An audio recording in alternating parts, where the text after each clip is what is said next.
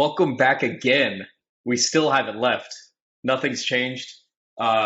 Vito, Seth, we're here we thought it'd be fun to break down a little bit of, do a little national championship preview of what we should see out of the Tigers, of the Clemson and the Tigers of Louisiana State University. Current USF head coach and also current co-offensive coordinator Jeff Scott had a great adjustment during the college football playoff semifinals against Ohio State. We think, some of the stuff that he's been able to do with Clemson, we should be able to see when Trevor Lawrence transfers down here to Tampa. He's going to get bored in South Carolina, come down to Tampa. We got palm trees. We got actual palm trees. It's going to be a lot better for you. But no, we want to kind of break down how Clemson kind of adjusted to what was given to them against Ohio State, and how they could probably game plan the same way against LSU. Obviously, a much more formidable team, but Chase Young, best defensive end in the country. Now you got one of the best defenses in the country to kind of game plan against. Yeah, so I think you kind of look at it. Ohio State defense is pretty good too, and you can kind of see that. I tweeted out during the game, guys. I don't know if you noticed, but that my expert analysis. But it seemed that they had a feeling that they were going to have trouble blocking Ohio State from the beginning of the game. That's what it looked like to me, because they incorporated so much quarterback run game stuff and so much read stuff that helps equal numbers in the run game. So they kind of knew they were going to have trouble protecting the passer and have trouble in more conventional run game. And you've seen them break it out in high leverage situations, and there's nothing more high leverage than kind of the semifinals here. But we'll kind of go through some stuff, maybe some stuff you may see against LSU, and then also how they were able to kind of sequence the game plan together and set up the final touchdown. So this is going to go in chronological order, I think, for the most part, if not the whole way. So first third down in the game, this is just one. If LSU wants to play any type of two read, so eyes on number 2. This is one of Vito's favorites here. This is inverted smash. Yeah, buddy. So you have the corner here. He has eyes on number 2. If number 2 goes to the flat and goes short, he's going to jump up, and then you have the safety one-on-one with your receiver. And since your receiver's breaking out, the safety's already kind of inside, you may be able to get leverage here. So third and 10, they go with inverted smash. Safety sees the flat, or the corner sees the flat. You can see him rush up, and now with Lawrence kind of escaping the pocket, you get that even more. And he's able to put it on the corner out here for a first down. The good old inverted. USF fans should be very familiar with the quarterback having to scramble out of the pocket to escape pressure right in his face. And the inverted smash. Yeah. They ran that a little bit last year. That's how I conceived my second child. All right, I'm hanging up. Bye. So then they start running kind of the run game stuff early, the read game stuff.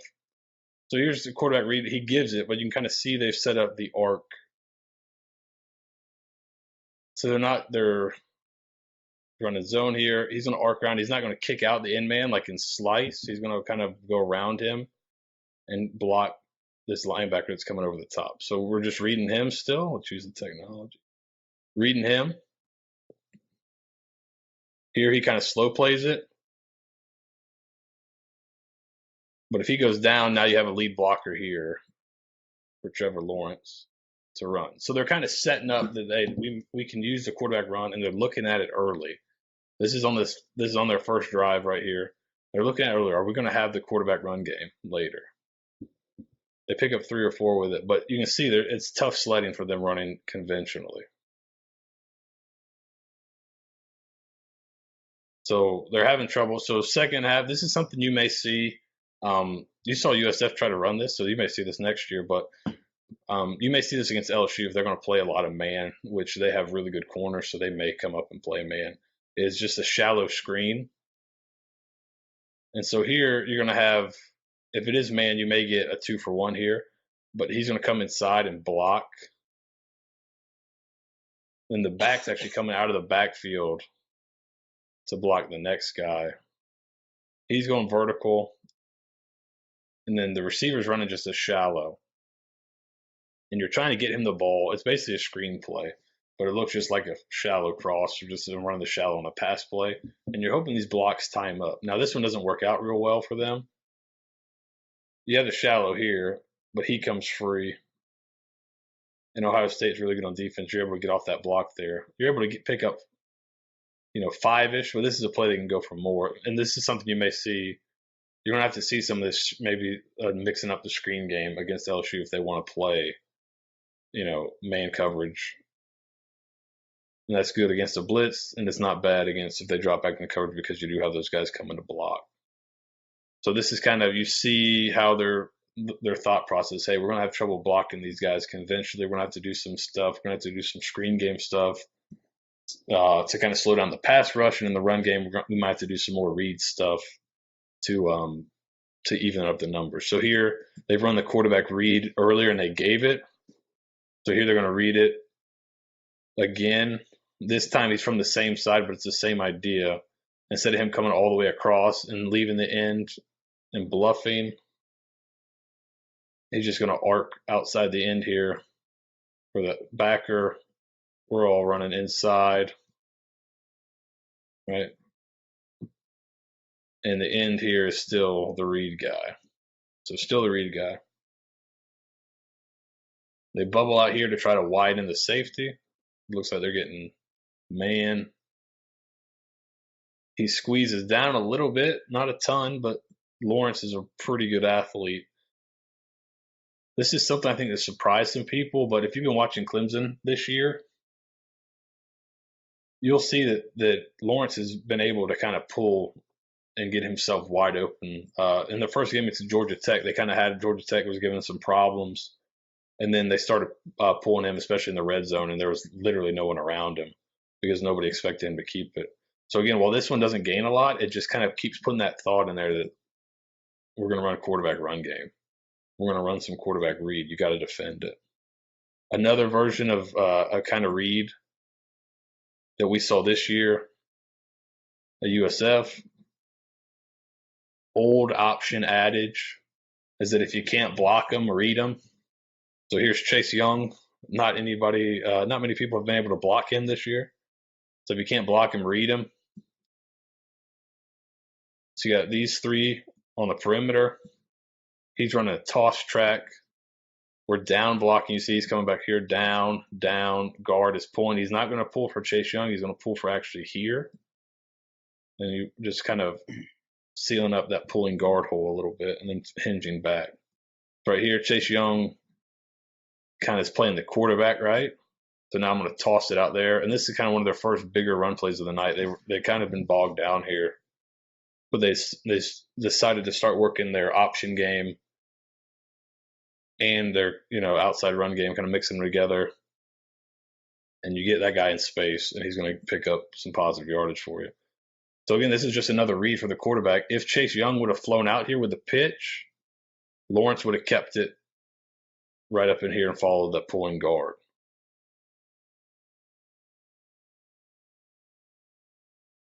See right here. So if he would have gone out here, Lawrence would have been behind him. So another kind of quarterback run game stuff. Just so you can kind of see what the plan was before. Run the back out. Try to widen him, and now we're going to go quarterback counter. I wouldn't say Ohio State wasn't prepared for the quarterback run game, but I think it's something that it's just another element that's like this makes it really tough to prepare for because you've got to run somebody out here with this guy. If you don't, these guys only have to have decent little blocks, and I can throw it out there, and you'll see later he doesn't need a lot of room to take it to the house. So I've got to leave. I've got to vacate. So if I'm playing man, and I'm going to be man here, man here, when I send him out, you got to go. So that takes him out of the box. So now we could say he's man on the H-back here, but now I've got pretty good angles here if I'm going to pull two guys coming back this way, right? Because in reality, I can get all the way down to him, to the backer, and I'm pulling one to kick this end and then another one for the next guy it shows. So they actually pull, based on alignment, it looks like they pull the center in the H-back. So the center goes to kick out. He kind of gets himself logged. The H-back is reading that block, so he goes outside of it. Lawrence follows him. And they get just enough of it where he's able to pick up 7 on 3rd and 2 and kind of extend a drive. So again, good designs with understanding kind of before the game, maybe I won't say your limitations, but understanding where you may have some problems and having that in the game plan. So to me, if you go watch other games this year, they don't have that. They haven't had that kind of problems with the front.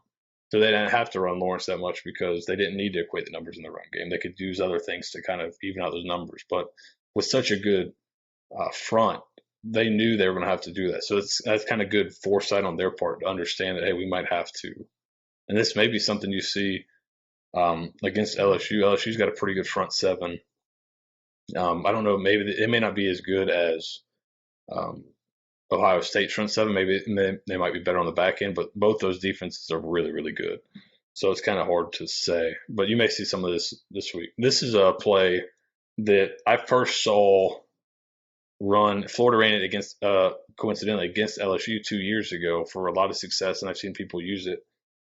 This was set up by running quarterback read so much. I mean, I call it speed reader. It's basically, it looks like read option for the first 2 steps. Quarterback's going to show the ball. The back's going to come in just like I'm running read option. I'm going to leave the end here. I'm going to block it almost exactly like read option. What that does is it could encourage this guy to come inside a little bit and maybe commits. And then once he kind of commits, I'm actually going to run speed option out here and pitch off of that end man. So what's the point? Well, why don't I just run straight speed option? Well, maybe he kind of slow plays this here. And what I really want, as much as I like running Trevor Lawrence, I really want him to have the ball. If I can have ECN have the ball, that's what I want. So if I run speed option, he may slow play it, and maybe one of these guys or a safety can get involved, and now I don't get a big play. But when I show this, especially after running so much zone read, when I show this handoff here, not only do I hold him for a second, I hold some of these guys for a second. And then he slows down, and now I just attack him like it's speed option, and now I know I have the pitch. It basically clears up the read for the quarterback. There's the pitch, and now you got to make a tackle in space, and that guy's just a freak of nature. But the idea behind it is one that's sound, and Florida killed LSU with it 2 years ago. I think they ran it on them again this year. I've seen Oklahoma run it before. It's just really tough if you run zone read, because now I'm slow playing the zone read, and now he starts attacking outside, and oh crap, I got to get back out there. And then you got your best player in space, which really, what you're trying to do on offense is get your best players in space. Well, there you go. Done very easily. Here's probably a lot of people are saying, so that's first touchdown, second touchdown's right here. And this sets up, so the zone read and stuff set up the first touchdown. This play and some of the stuff after it actually sets up the final touchdown that wins the game. So you see Ohio State's got only a 6-man box here, right? Clemson's got 5 linemen and a running back, so that's 6. Right here, you're 6 on 6 if you can run the quarterback. And they run draw with the back leading, and then Trevor Lawrence is a freak of nature. But you run draw, and you catch them in a game right here where he tries to go over the top. And now this is like we've said a bunch of times, big runs are made when you make the safety miss. Usually it's not your 6'6", 240-pound quarterback making the safety miss. But I can't believe he outran. I still watching it. I cannot believe he outran the entire defense like this. Yes, like in good downfield blocking and yes. jukes and the and who coaches the receivers at Clemson? Can I get a Jeff Scott? There you go. Look at that. So is this where we say that Trevor Lawrence should be a running back at the next level? Yeah. Is that the mandatory already? I don't think he can make the. I think he's got to use his athletic ability more. I think that's where his God given. Bill Polian just woke up in a cold sweat and screamed receiver. Look at that But yeah, hold. so that's that like the scheme gets you to here, and then blessings from the Lord get you the rest of it. Basically, winning the physical lottery gets you the rest of it. So, but again, a great call. You're running your quarterback. You're using the back to lead, which is important. You run draw. You kind of see that I can spread them out. They're going to play aggressive, which LSU may play this kind of aggressive to where, it may be right here, cover one high safety, and they're playing man. Well, then now there's 6 in the box. I got 6 plus the quarterback. Those numbers are equal. That's my chance right there to run the ball. And as you saw earlier, when you can make the running back leave, then you can change the numbers up even more. So here's something, just continuing on that game plan with, you think they may have a really good pass rush, And if you watch this game, like we've obviously cut a lot of things out. They have had struggle to throw the ball, and most of the time he's got a guy in his face every time he wants to throw. So these guys are getting a lot of push. They're really aggressive. You got Chase Young flying off the edge here. So how can you slow down a good pass rush? Well, a screen can help you, right? And what do we see all year? Right, we saw USF run screens and we saw linemen miss. What happens to the best of them? But he's a freak of nature. But watch this guy. This is like my favorite. First of all, he's going to peel back. He's the rat killer. He's going to kill the rat, chasing back behind it. Look at that lineman downfield right there. That's pretty sweet. And then he's just unbelievable, super explosive. But this is a great job. You want to take care of a pass rush that's disruptive. Well, here's one way to slow them down: screens and draws. Right, screens and draws. Well, the play before was a draw for a touchdown. Here's a screen for a touchdown. We just watch this. I think this is the center. This guy's an animal. Yeah, it was the center. I just saw that. Watch this. Just enough. Guy's got wheels. Yeah, he's got a wagon and he's got wheels. I like that term, rat killer. Yeah, that's like a lineman coach term. They call the guys that like try to retrace the rats, and then they have a guy that's termed as the rat killer. All he does is kind of just come back and turn back for anybody chasing behind. So there's another. So great job and good timing on the call. They don't call it on a 3rd and long, right? They call it on a 1st and 10. The defense, 1st and 10, defense is chomping to get on the field. I've always, I don't know if I've ever done it, but I've always talked about, a screen on first play of the game would be a great call, just because people are so jacked up and hyped up. So they've been playing pretty well in defense. They've got scored on a couple times. They're jacked up, and now you call a screen to kind of deflate them a little bit. Like, all right, slow down, guys, So again, great call. Good timing of the call. Like I said, on 1st down, don't wait till 3rd and 10 when they're looking for screens. Call it on 1st down. The quarterback draw the play before was called on 2nd and 10, so you're not waiting until 3rd and 10 to call these when people are looking for screens and draws. All right, so here's a 1st down, 4th quarter. Again, same look. Quarterback draw with the back leading. 6-man box. You got 6 blockers. Again, your quarterback is a freak of nature. But I think the key thing here is the draw with the back leading. The back leading is kind of the setup, involving him in the blocking scheme. And again, by running your quarterback, you go trips out here. He's out of the box. Still looks like man out here. It's a 6-man box. You've got 6 blockers. So if you got a decent runner back there, you got equal numbers now. And that also lets me, I can double team a guy up front. And draw usually invites these rushers to rush wide, so you don't have to block. You don't have to be, unbelievable blockers. But it allows me now I can double team this guy. I have a back for one linebacker, and then the quarterback will take care of the other one. And if I can get off the double team to the second level, perfect. If not, we'll still pick up a few yards.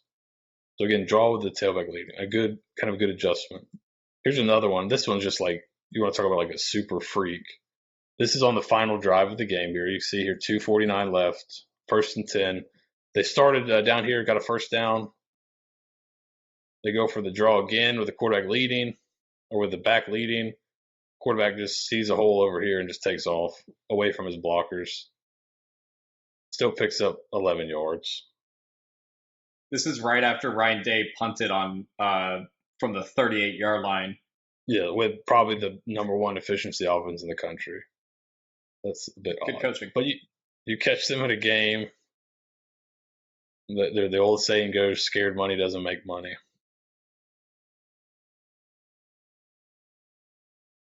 You catch them in a game, the quarterback bounces, but still, the look is the running back's leading through the hole.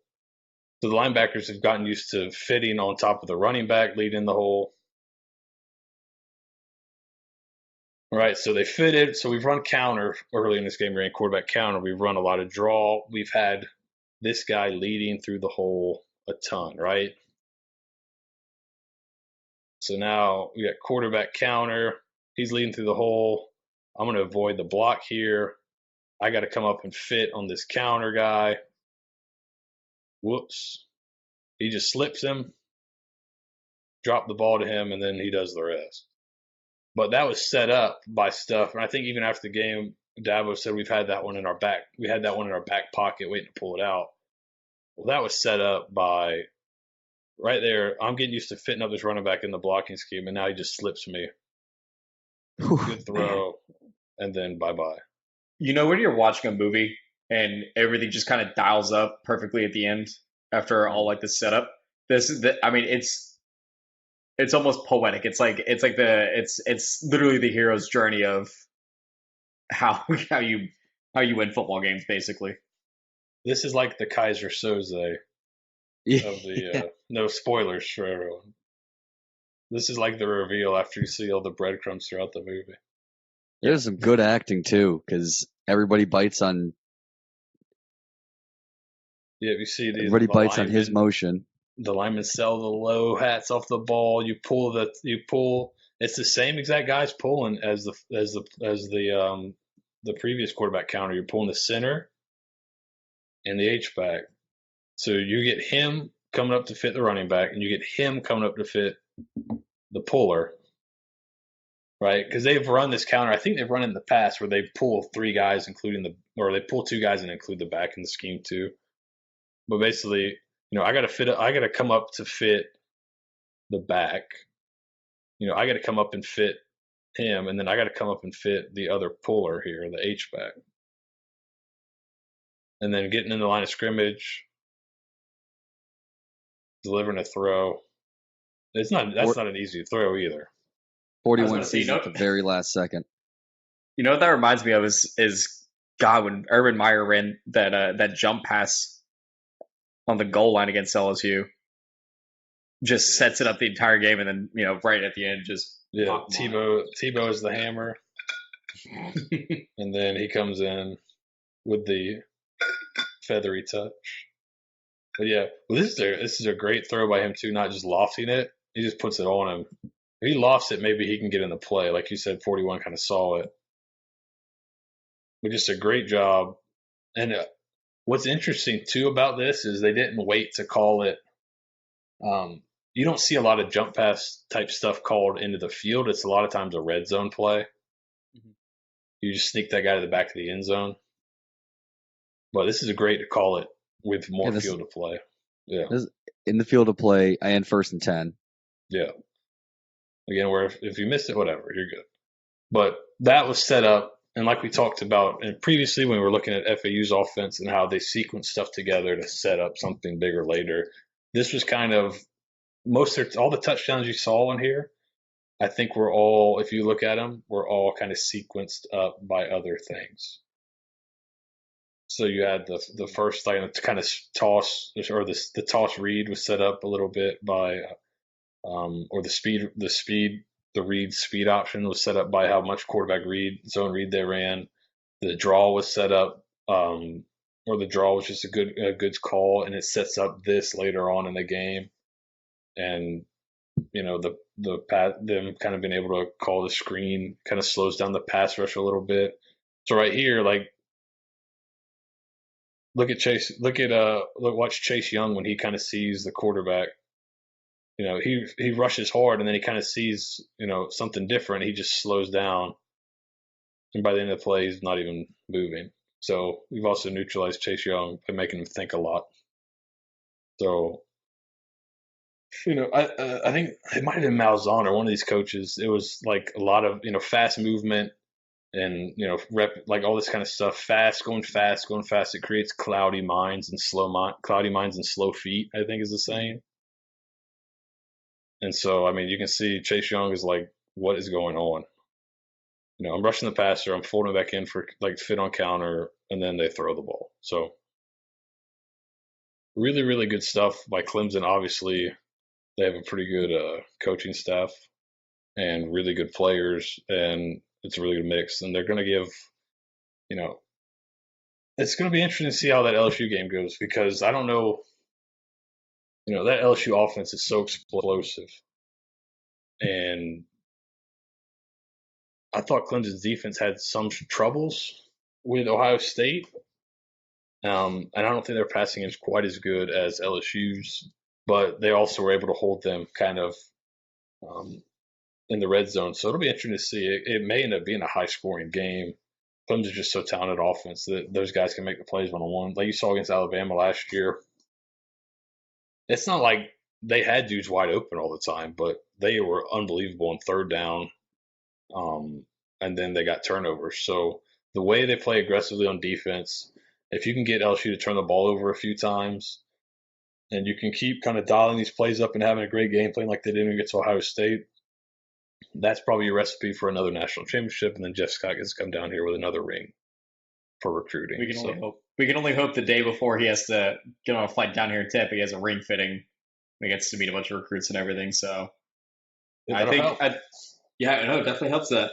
No, I think it'll be very. I think everyone's kind of expecting, Joe Burrow to throw for 750 yards and 9 touchdowns again. But I knowing Clemson's defense and knowing how talented they are on that defensive line, I can't see Joe Burrow just absolutely dominating like he did against Oklahoma, which, all respect to what Lincoln Riley's done there at Oklahoma. Oklahoma doesn't have that great of a defense. They got exposed a lot of times. What I'm really interested to see in that game is if the Clemson safeties can hold up against LSU slot receivers and that tight end. If they can hold up against those guys pretty well, because they're going to be put on islands. If they can hold up against those guys pretty well, then it's going to be a really tight game. And but if they have trouble, they're going to just get brutally. That's one thing LSU's done this year that they haven't done in the past is when they find a weakness, they just clinically attack it. In the past, they've had trouble finding the weakness, but now they find it and they clinically, surgically attack it. So that'll be an interesting game. And then LSU's defense does a ton of different stuff. Dave Aranda was at Wisconsin before. They do a lot of they show different fronts, different coverages. So this will be a really great, I think, coaching chess match to watch. And, Trevor Lawrence might be like the queen on the board just because he can pretty much do whatever he wants. So definitely going to be a fun one. No, looking forward to it. And, like we said, I hope Jeff Scott has that ring fitting ceremony a couple days prior so that, he can bring a national championship back here before he, takes over full time as USF's head coach. But no, I think that does it for that film analysis. It's fantastic, Seth. Yeah, this is good. A good progression. We can team this up with the finding similarities when Jeff Scott hire first happened, so we can see what you pulled together over the course of this season, and then also see after he signed the contract what it looked like during this game. I'm really looking forward to the national championship. This will be a really fun one. 2 really high-profile quarterbacks, 2 really good defenses, a lot of skill players. So I'm going to make a prediction, and I think the Tigers are going to win. I was about to say, go Tigers. I think that's a weak way to go. I think the team that I think the team that plays in Death Valley is going to win. Ooh. Oh, easily. Woohoo. Easy. Ooh. No, I think that's some really good analysis. I would bet all of my non-existent monies on it. That's You know, expert opinion. I think the blonde-haired QB just going to have a great game. Yeah, I think the quarterback's going to be the number one pick in the draft is going to win. I think the team with three freak of nature receivers is going to win. We got jokes all day, folks. That's what we're here for. Alrighty. Well, like I said, Seth, thank you for all three parts of this breakdown that we just did, that we just riled off here in the last 2.5 hours of film breakdown. Now this is really good, and we'll continue this on as far as we can. Baseball season's right around the corner. Looking forward to seeing how Seth breaks down some of these pitching counts. Some of the tip-offs we get. I'm like the manager from Rookie of the Year. Just throw the heat. Oh, perfect. All right. Well, thank you very much for watching, and go Bulls and go Tigers. Go Bulls and go Tigers. Go Tigers.